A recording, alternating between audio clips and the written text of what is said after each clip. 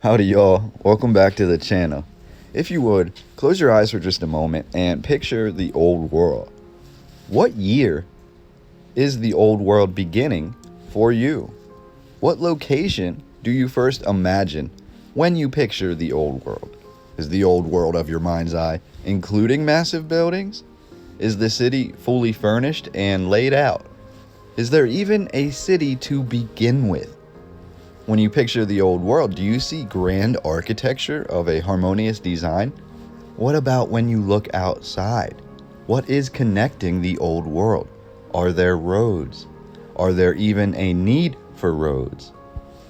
For me, the old world could be 1,000 years ago or 100 years ago. It's simply a time period with grand architecture which we cannot or do not currently mimic today. Now, this architecture and these cities that we consider to be old world many times end up resembling the ancient architecture that is said to be Roman. However, we're also told Romans inherited their architectural designs from ancient Greece. Greece inherited their architectural designs from the Etruscans, so on and so forth. We can always go back further in the history. But for me, the old world really is any facet of history as we're presented, or history in the current narrative, which along with the descriptions and or the photographs we are presented with, render the history, at the very least, interesting to talk about today. In my rendition of the old world that I like to present, photographs are key to this presentation. Within these old world images, we can often find irregularities or revealing inconsistencies. And when we focus on Rome, when we examine this ancient culture, which has been described as one of the greatest and most influential of all time, we begin to see very interesting patterns begin to take shape. Shape being the key word here. Today I'm going to show you the one and only still existent map of the Cursus Publicus, or the public way, which is the ancient road system that connected the entire empire of Rome. I decided to share this map in one long scrolling video because to try and decode snippets of it and little pieces of it would not be doing this full map justice. It is absolutely massive. I will provide a link to the full-size HD map down below, and I definitely recommend checking that out after the video. This specific map of the Roman Cursus Publicus is known as Tabula Peutingeriana, or the Peutinger Table. And it is absolutely fascinating. As we begin to scroll into this map a bit, you'll see why.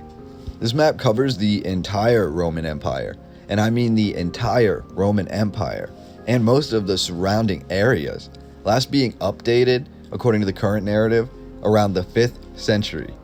Now, this map, in great detail, not only depicts Rome's massive empire, but it also depicts the route which connected it all, the state-run road network known as Cursus Publicus. The Peutinger Table is said to be the only known itinerarium, or Roman road map, that still survives to this day, which depicts the entirety or the ancient Roman road network in full. The map depicts the Roman road system, which stretched from Europe across parts of Africa and into Asia, including the Middle East, Persia, and India. We have absolute attention to detail that is given here, and we also have some really wild depictions of some major cities as well as landmarks at this time period. So basically, I'm going to scroll through this slowly, zoomed in a little bit more detail. It's a little bit choppy because that's just how the footage turned out, but you can pause it at any time and look at these details. Now, this map begins in the western portion of the Roman Empire, so this is around the British area, what is today Britain and Europe, and then we're just going to travel eastern, and that is what the map is going to do as we're scrolling through this video. We're traveling easternly through the Roman Empire, looking at all of the ancient Roman roads as well as the ancient Roman cities and all of these known about landmarks that are depicted on this beautiful map. So stick with me and feel free to pause the video anytime. Let me know any details that stand out to you below, and I'm going to continue in this narrative just a little bit because it's really interesting how this was built and why this came to fruition, so to speak. So let's get right into it. Now, looking into this history, we are told the map has a really interesting past. Agrippa, Roman general and architect, and good friend of Roman emperor at the time, Augustus, is said to have created the Peutinger map after his years of service and travel. When Agrippa passed away in 12 BC, the narrative says that this massive map was then engraved in marble. For reference, the current existing version of the map measures roughly 13 inches tall by 22 feet long. Now imagine that in all of this glorious detail being engraved in one solid slab of marble. It's absolutely remarkable. Now this is where the history becomes a bit more convoluted when we dive into it. I will try to point out the things that stood out to me here in the narrative. We are told the current existing map is a final copy that was created in 1265 in the French city of Colmar by a monk with access to an earlier copy. We are not told where the earlier copy came from or how from that time until now all of these other copies of the Peutinger map have been lost. So another interesting aspect of this narrative that I wanted to talk about briefly is the Three Conrads and the timeline that were given for this map. Now, it is a historical fact, or it's agreed upon by most historians, that this Peutinger Table was actually created by the monk in 1265 in France. And this was partially determined because the monk actually left his credentials on the map. There is a date and there is a name and location that are given. However, the map itself was not actually discovered until the year of 1494, and the map was discovered the whole way in the city of Worms, Germany.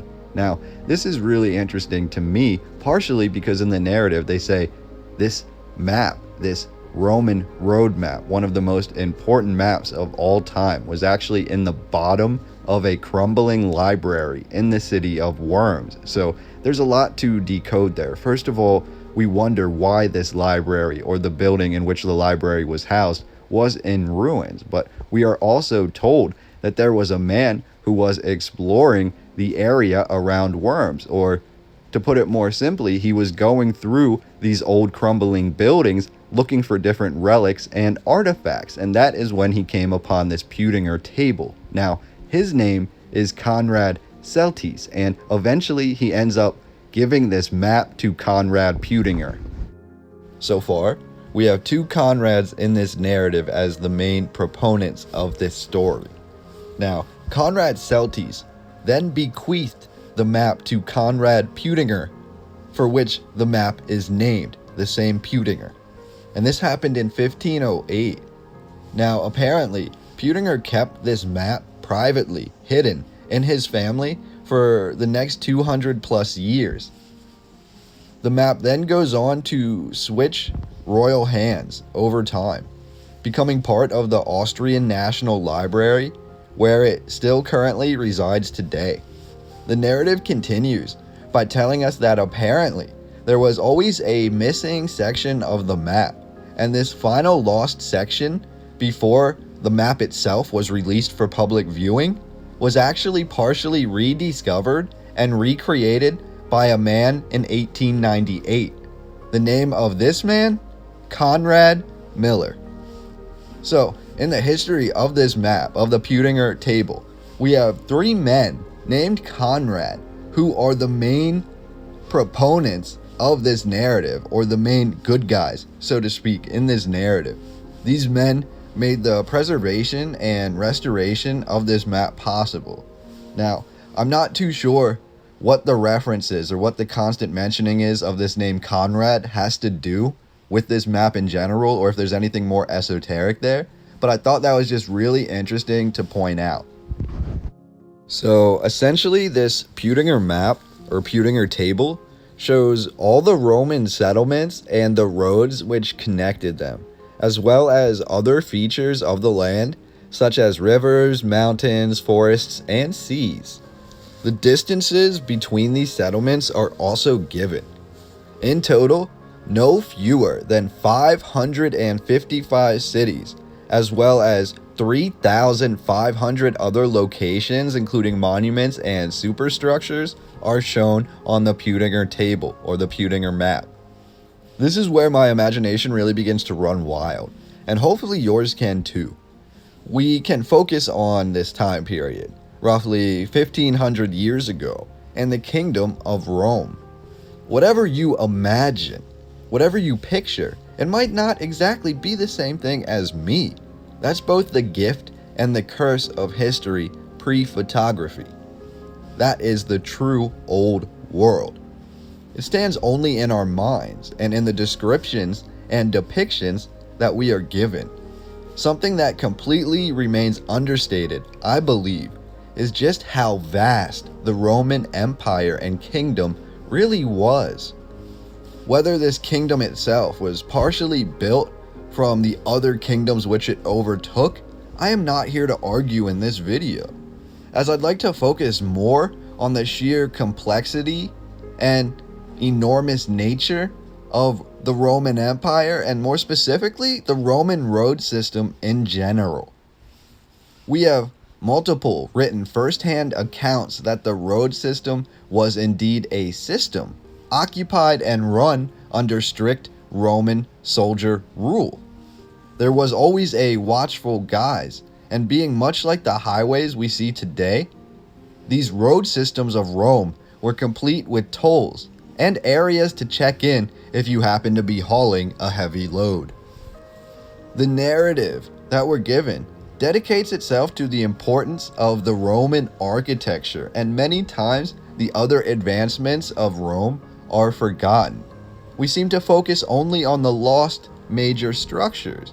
However, these other systems which Rome created and are said to have utilized are also completely remarkable. They're aspects of modern culture and society that we're still using today, and they first flourished in these Roman times. Now, Rome may not have invented all of these creations, but with the narrative we are given, we are led to believe Rome perfected them. I will leave some juicy links down below so you can read all of the details about the construction of this Roman road system, stretching between continents.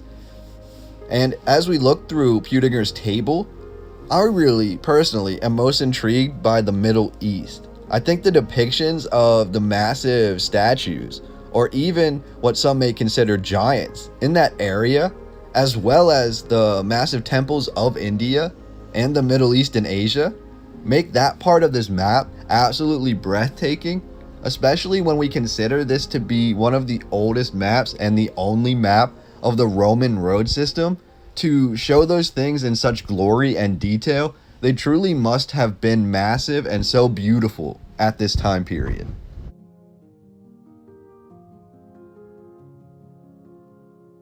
If there's any commenters or subscribers to my channel that speak Latin, I would also love to hear from you down below and hear anything that really stands out, any details about this map that I wasn't really able to decipher.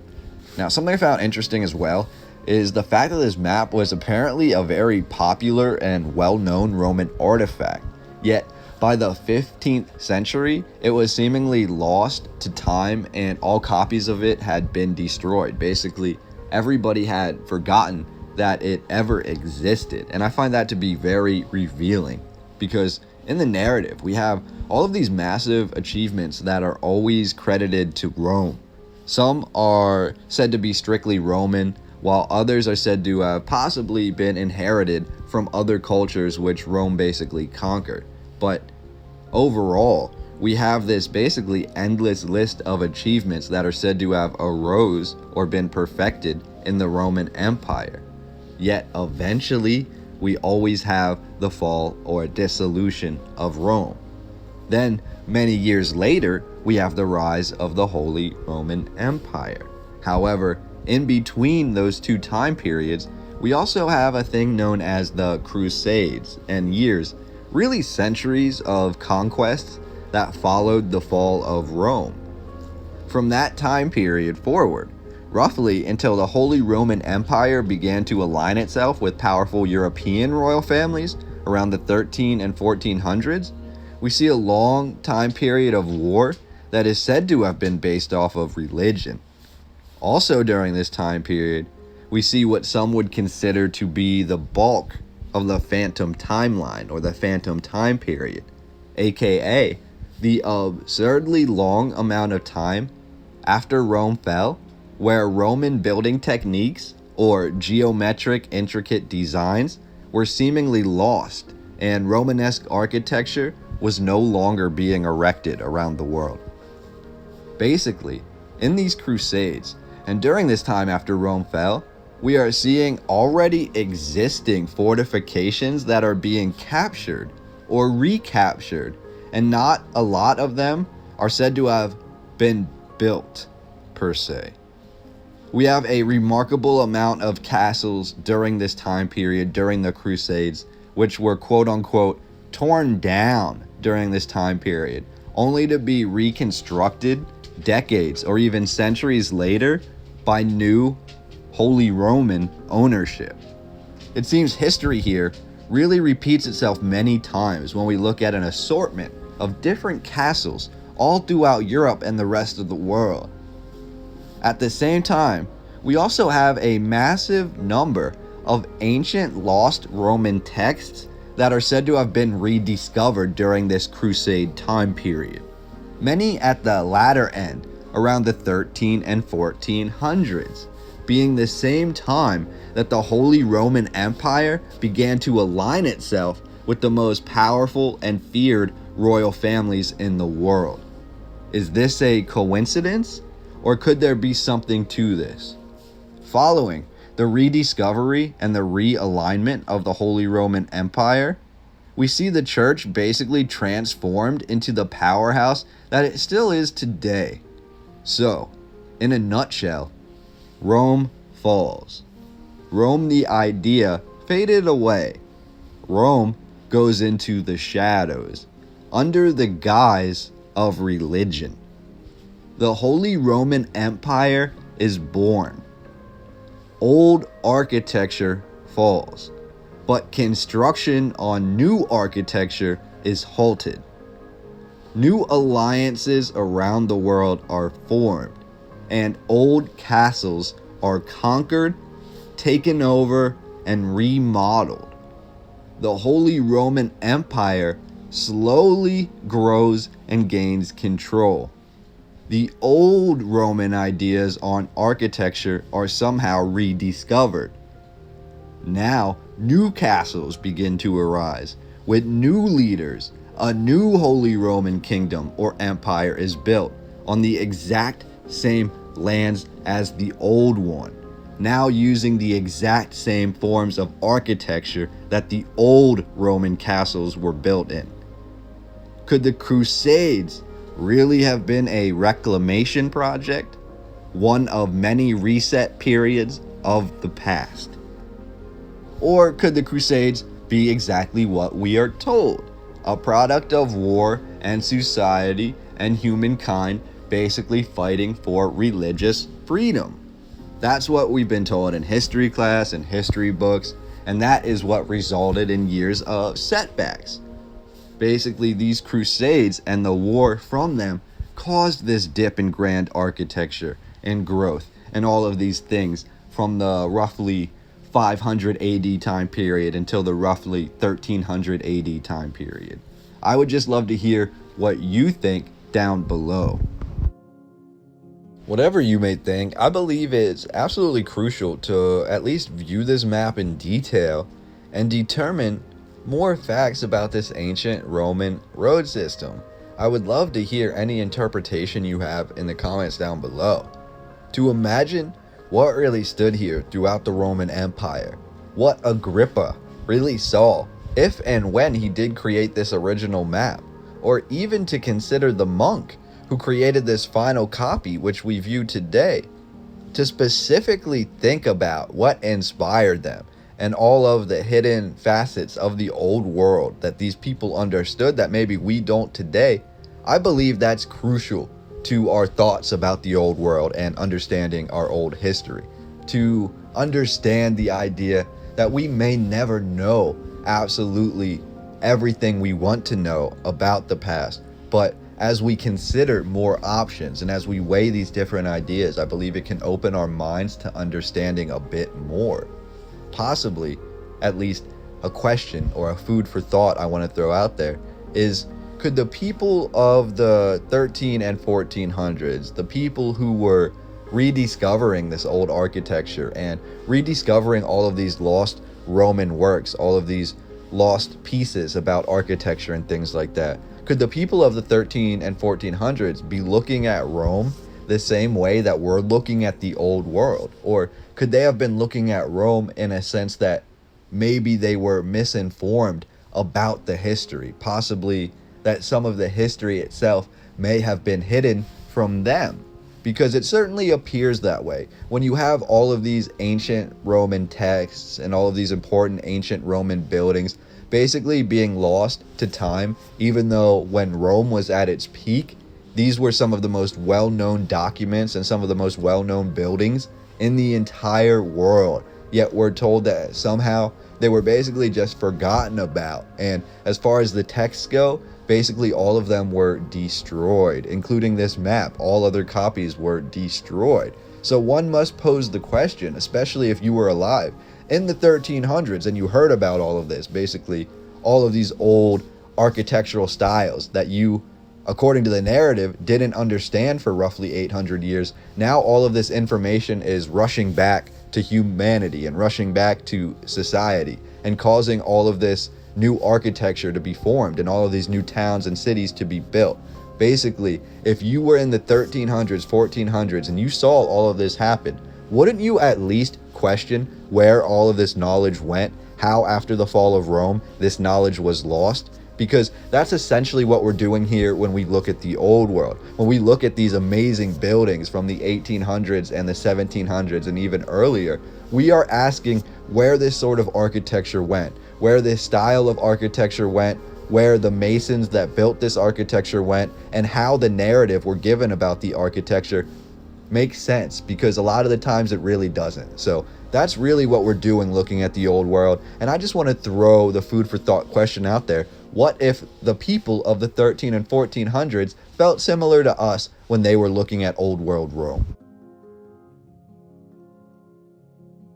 So I'd love to hear your thoughts and comments down below. If anything about this map really stood out to you, I would definitely say leave a timestamp so we can all go to that part of the map and we can check it out together. Love to discuss it and break apart the narrative in the comment section. And just let me know what you think about Rome in general, about the fall of Rome, about the rise of the Holy Roman Empire, and the period in between. Also, let me know what you think about this Roman road system that really attached probably 3 to 4 different continents. It's just really fascinating to imagine that they had this whole system all planned out, and not only planned out, but basically controlled and run by the government of Rome. There were soldiers, there were troops there were people making sure that this system worked properly. And I think that's fascinating.